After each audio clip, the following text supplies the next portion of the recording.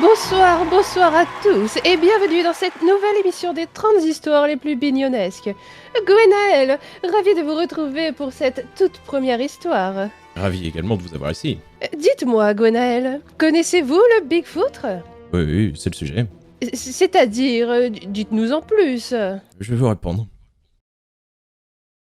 Monsieur Bignon? Oui, j'ai dit que j'allais vous répondre dans un instant. À tout de suite, l'émission a commencé. Bien sûr, on est à l'antenne depuis 5 minutes. Je ne savais pas que l'émission avait commencé. Peu importe, dans cette première histoire bignonesque, vous allez découvrir une créature de légende qui aurait été aperçue récemment près de la ville de Paleto. L'équipe de Bignon Reporter a tenté de chasser cette créature, et vous allez voir que les résultats sont troublants.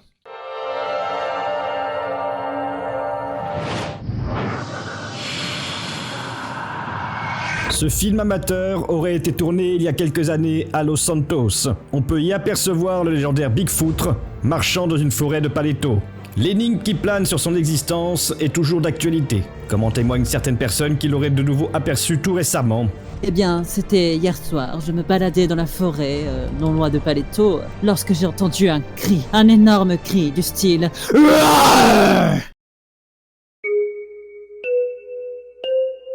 Et je l'ai vu, le Bigfoot.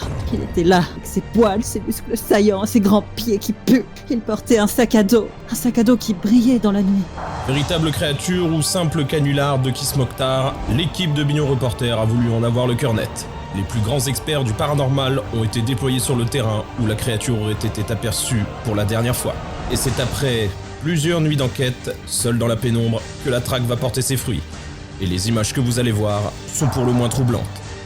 Mais avant cela, une petite page de publicité.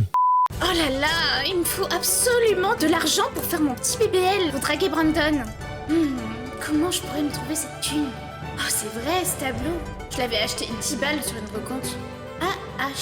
Je me demande s'il vaut quelque chose. Pour avoir une estimation fiable et rapide, elle a contacté le conservateur sur Birdie. Waouh! Il m'a répondu! Le tableau vaut 10 millions de dollars! À moi le BBL! Messieurs, bienvenue pour cette magnifique vente aux enchères. Je vous remercie pour votre présence ce soir. Vous êtes donc ici pour le lot numéro 484 et nous allons commencer ces enchères à 5 millions de dollars. Qui prend Ça donne 6 millions. J'ai déjà 6 millions pour le monsieur à ma gauche. 7 millions pour moi, 7 millions mon cher. millions 8 millions, ça donne ma chaise. 8 millions. alors 10 millions. J'ai 10 millions pour le monsieur au fond orange. Oui, merci monsieur pour votre enchère. 10 millions, est-ce que quelqu'un surenchérit à 10 millions? Je me surenchéris moi-même à 15 millions de dollars. 15 millions de dollars, monsieur. Merci pour votre enchère. Mais qui êtes-vous, monsieur? 15 millions de dollars au monsieur Soufez. À te juger. Waouh! Je vais enfin pouvoir me payer mon BBL pour plaire à Brandon! Vous aussi, vous avez peut-être un véritable trésor dans votre maison. Un doute? Une question? Contactez le conservateur sur Birdie. De retour sur Triple T TV. Retrouvons nos enquêteurs qui ont pu capter des images inédites du Bigfoot. Oh, le capture pour le donner à Synapse? On va le manger. Il est juste là. Oui, ça confirme les théories. Sa vision est basée sur mon bord. Cali, mais cours, qu'est-ce que tu fais? Elle est là. On revient de la capture. Cali! Des images terribles qui ne laissent pas indifférent. Le Bigfoot serait-il une créature hostile envers l'homme? La journaliste emportée par la créature a été retrouvée quelques mètres plus loin, dans un état de tétanisme tétanisant.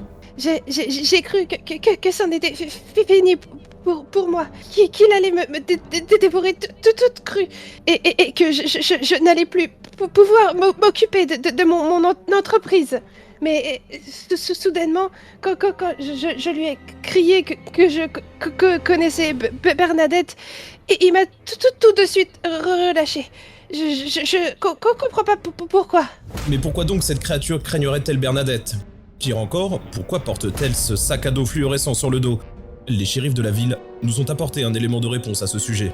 D'après les analyses poussées des vidéos qui ont été prises par Bignon Reporter, il y a quelques jours, nous avons identifié ce sac à dos comme appartenant à Boubacar Mokhtar, qui est un jeune enfant qui a disparu depuis maintenant plusieurs années, il me semble. Ses parents avaient signalé sa disparition alors qu'il rentrait de l'école un soir d'hiver.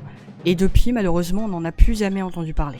Alors méfiance si vous traînez près du bois de Paleto. Si vous avez prévu une randonnée en ces lieux, mieux vaut-il peut-être la reporter jusqu'à ce que ce mystère soit élucidé.